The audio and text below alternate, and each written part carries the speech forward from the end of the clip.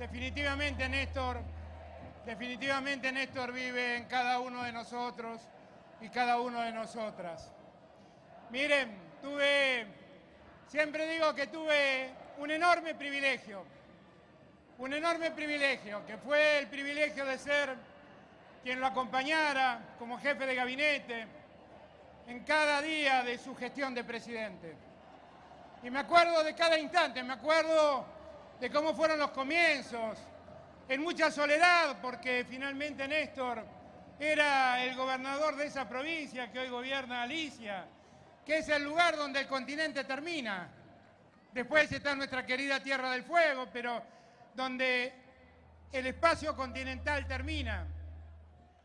Y muchos nos decían, pero ¿cómo Néstor desde Santa Cruz quiere ser presidente? Pero nunca bajó los brazos y siempre tuvo las convicciones más firmes en una época. Les pido que hagamos un segundo de silencio para que reflexionemos en conjunto.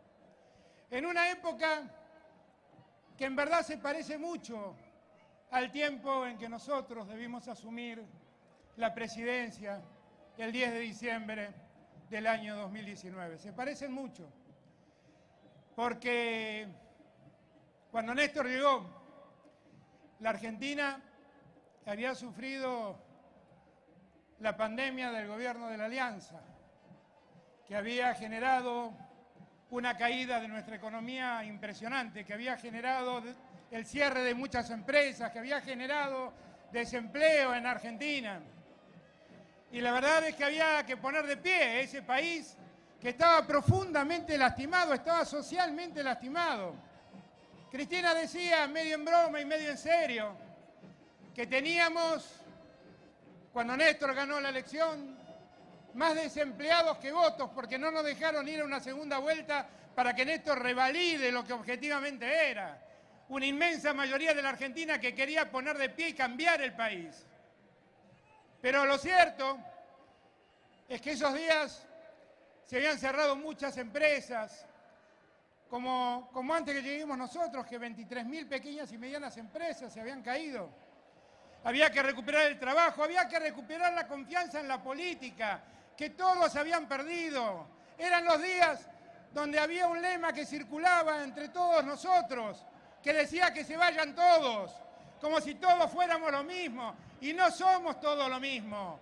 Algunos fueron los causantes de aquel estado deplorable en que nosotros asumimos el país.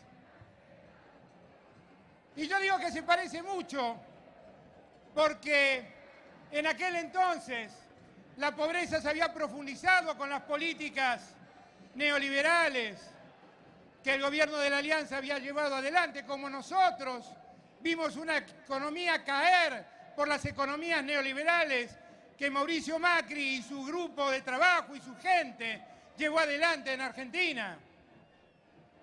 Y vimos cuando llegamos con Néstor cuántas pequeñas y medianas empresas se habían cerrado, así como se habían cerrado 23.000 pequeñas y medianas empresas en Argentina en esos 4 años que precedieron a nuestra llegada.